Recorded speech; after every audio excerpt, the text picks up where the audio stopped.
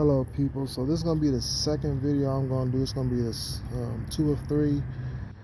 This is how to install the front emblem for the Luminix Putco LED Ford emblem. As you can see, it's oversized. I'm going to show you the original that was on there. This is the original piece that was on there. Look how huge that is compared to that. From my understanding, these things are really supposed to be on like F-250, 350 Super Duty trucks. And I'm pretty sure you saw the bug residue from bugs that I've hit along the way driving on the highway. So it's been on here for a while. So that's just a confirmation that it's actually working. Later on tonight, I'm gonna post a third video. Later on today, I'm going to post a third video, which will be the front and the back illuminated. So I'm going to walk you through the process, as mine is already installed. I didn't know what I was getting into when I first initially did it, so I didn't make a video along the way, which probably would have been longer and more drawn out. But I'm going to show you the tools you would need. So there's a impact with a 1/4 inch bit. Zip ties are very handy and important. If you need them, you might not need them.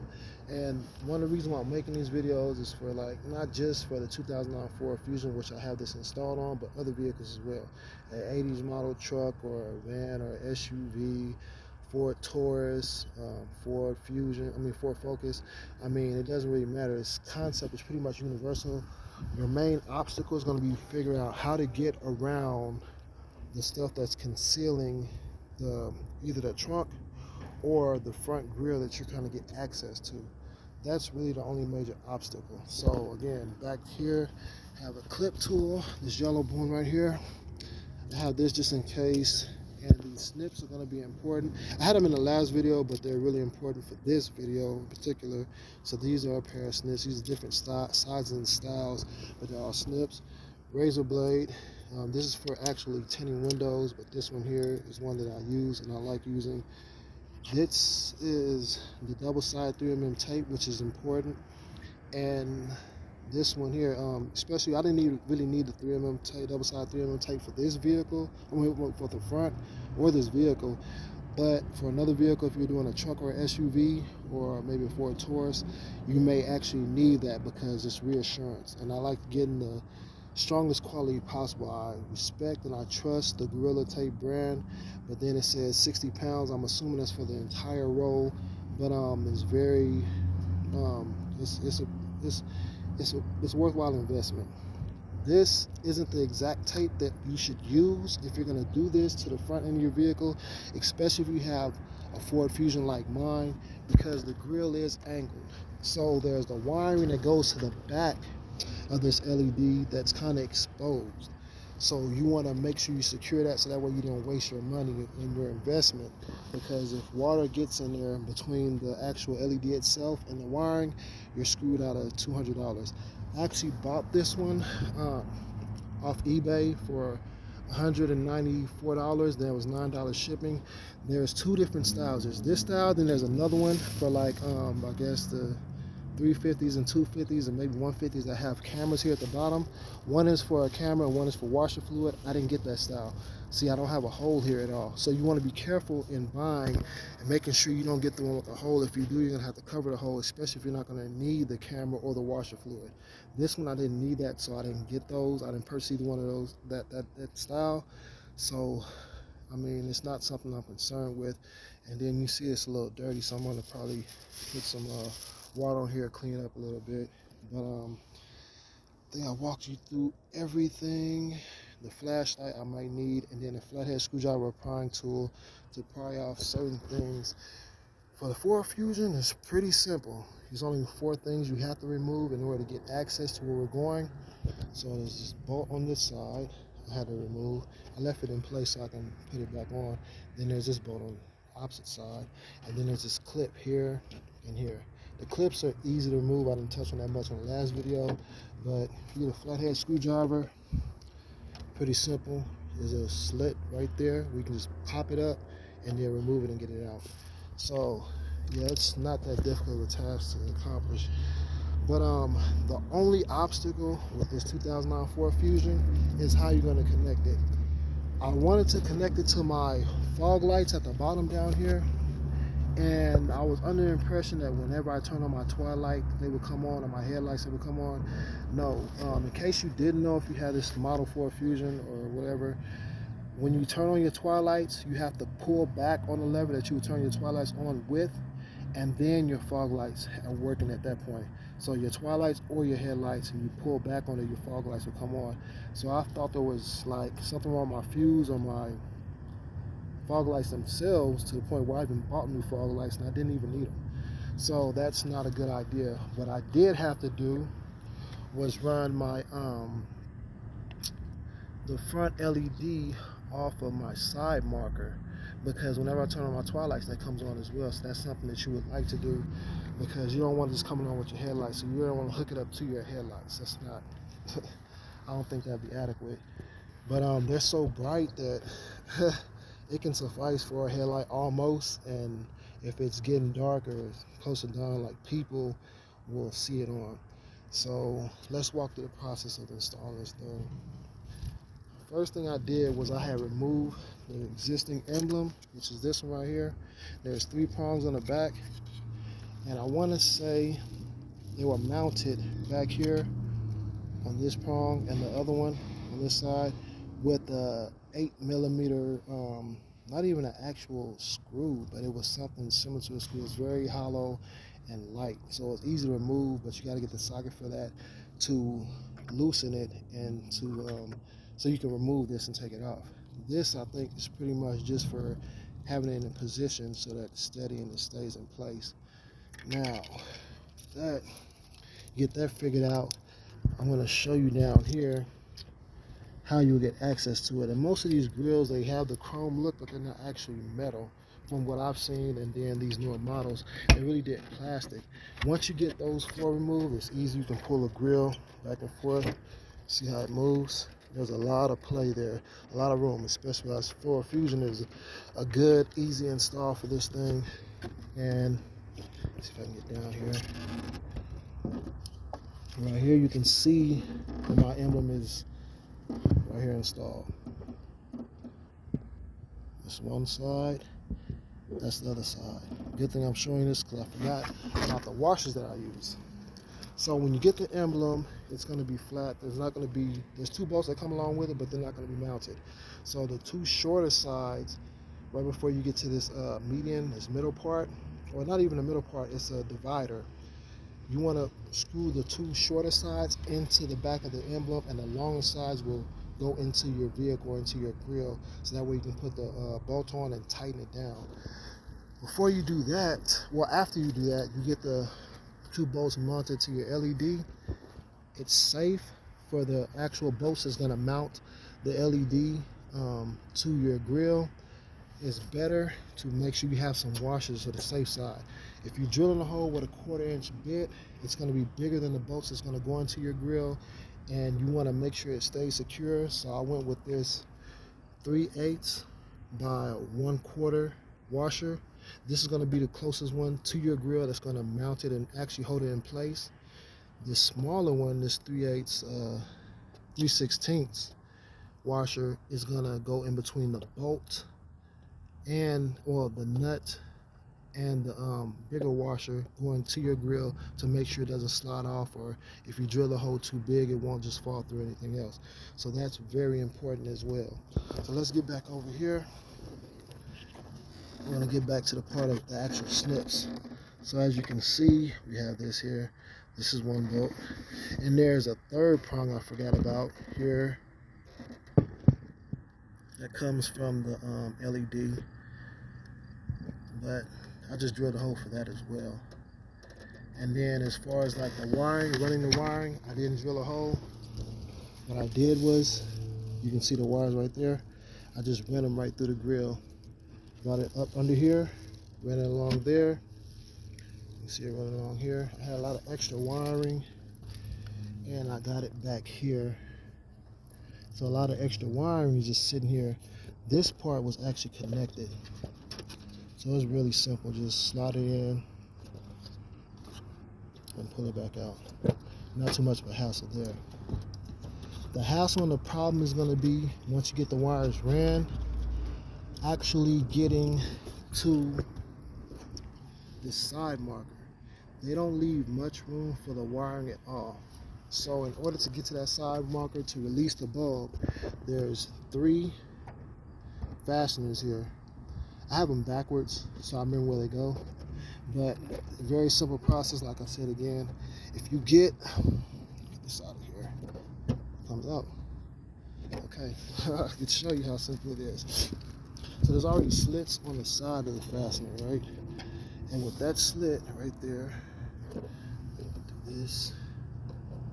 Set the flathead in there, and it releases. I'm just trying to do this in one hand. It's a little difficult, but it comes out fairly simple. Once you get that coming out here, snatch this out, boom, and it comes off. So anyway, there's not much room. It's kind of easy to get in there and remove the bulb. So here's the bulb. I already have it moved. It's supposed to go right in here. You can see the housing for it. Look at that. Right here, my finger is back here. Okay, it's up here.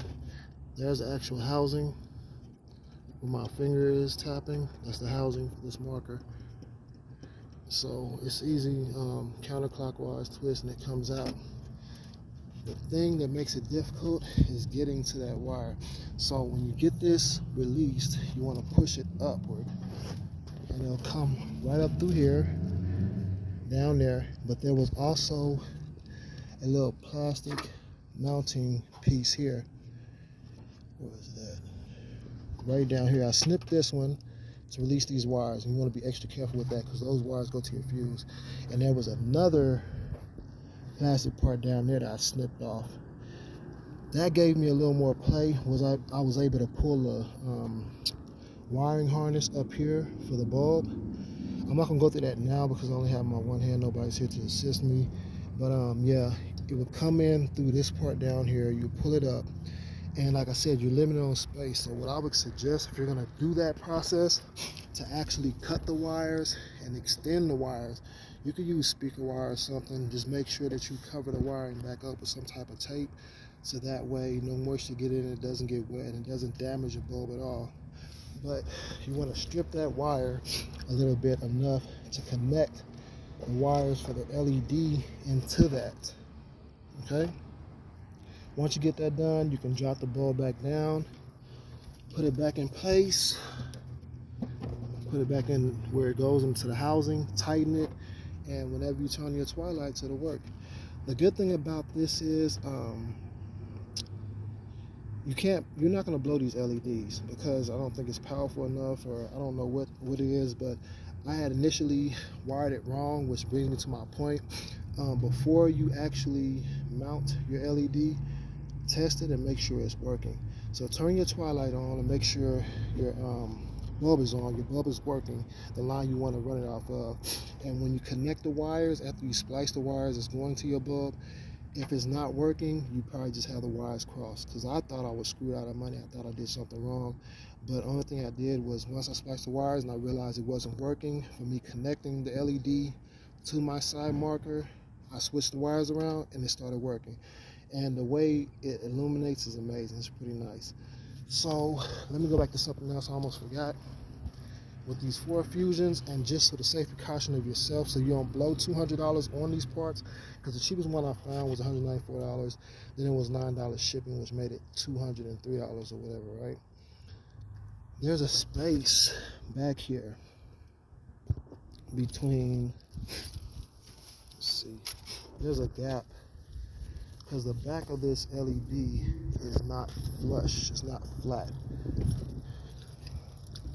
There's a little crater in the back of it. Let's see if I can get you a good view of it right here. Now, I don't know if you can see that, but let's see, let's try it this way.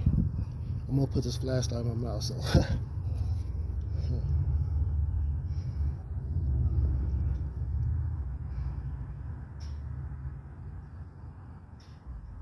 So I don't know if you can see that, but my finger is a little ways in there. It drops down below that.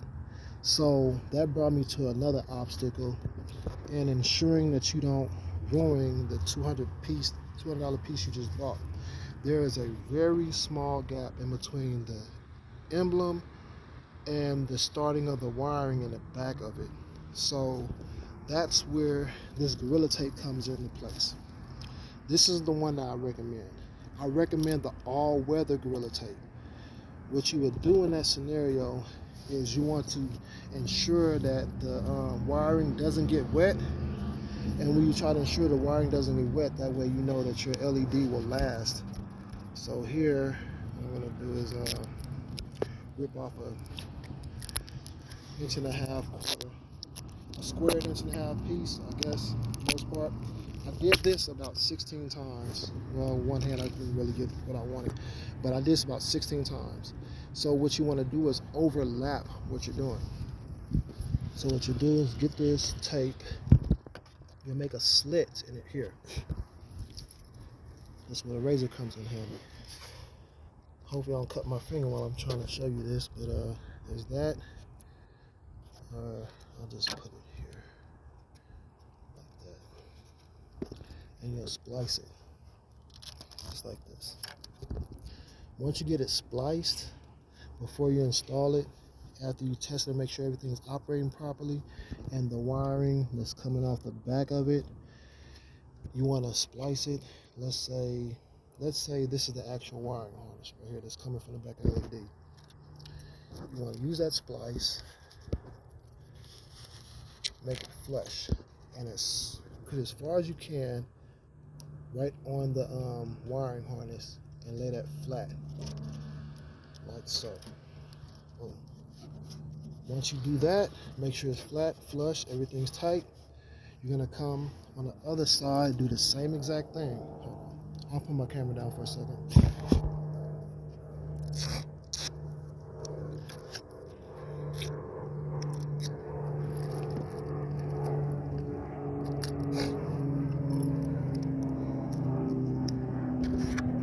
Now, once you get that done, it's different than this is not gonna be like right here.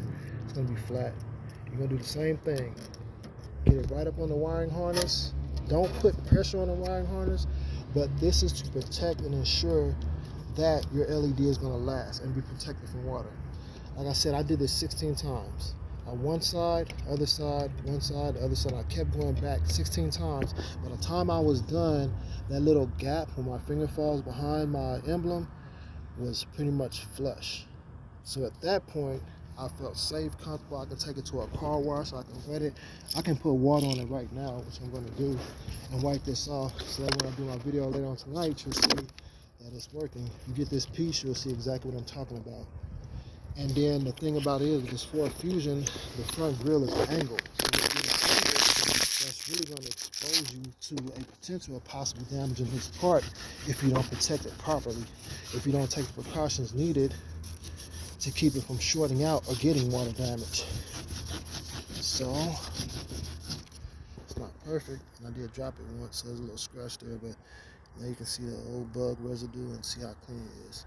But like I said, later on tonight, later on today, I'll do another version at night where it's illuminated, and you'll see how good it looks. It's pretty kind of amazing. I mean, every time I go in my car, I kind of get a little smile on my face whenever it comes on. It's self-gratifying. So yeah, that's basically it. Aside from this part, depending on your vehicle, I don't know what this will work for.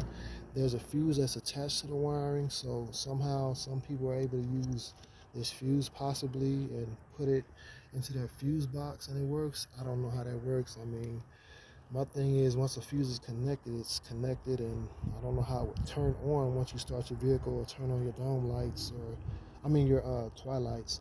So that's why I connected mine to my side marker. You can also test the light to see if it's working by simply hooking it up to your battery. You put the positive red on the red and the black ground on the ground, and you'll see it illuminate in front of your eyes, and it'll put a smile on your face, especially if you're into customizing your own vehicle and you take pride in what you do. Like I said, there's more videos that I want to do about other stuff, self-installation, hood ornament. I have a hood ornament that I have installed up here. I'm not going to get into that right now. and I had some customization to do in order to install a hood ornament. But the support I get on this channel will determine how much I get into all that stuff. But yeah, we live in a time where they want to charge people $80,000-$70,000 for vehicles that have Bluetooth and other little things, and they're getting rid of stuff that you can use to customize your vehicles. So take advantage while you can, because pretty soon you won't be able to customize your vehicles. The chrome emblems and stainless steel decals and badges are going away, and there's only a few that you can actually get access to. So take advantage while you can, stock up if you can. If you like little projects and playing with vehicles, then you definitely want to buy those now, because once they're gone, they're gone. Not too many companies are going to invest in really trying to make those again. But I hope this video is helpful. If you want to like and subscribe, I'd appreciate it. Like I said, the more support I get will determine more things that I do. I do little oil changes, tune-ups, other stuff, and I also want to get into clothing as well. And when I say clothing, I'm not talking about merch. It's kind of annoying. I get on some new YouTube channels like, well, support my merch and merchandise for short, merch. But I'm not going to do merchandise for myself or advertising for this, because I'm not trying to make this a huge business thing. But it'll be nice clothing, from jackets to dresses, shirts, and not necessarily things that are going to cater to me and my own self um, gratification. But I just want to do more and just see more individuality, personality, character, and creativity out there. So again, I appreciate your support if you like it, and if you do, don't mind. If you have any questions, you can ask me, and if I can help you, I possibly will. I'll respond when I get a chance. But you have a great day, and look forward to the third video with the lights, the LEDs illuminated. With the emblems illuminated. Excuse me. My second video, so I'm a little nervous. Thanks for your time.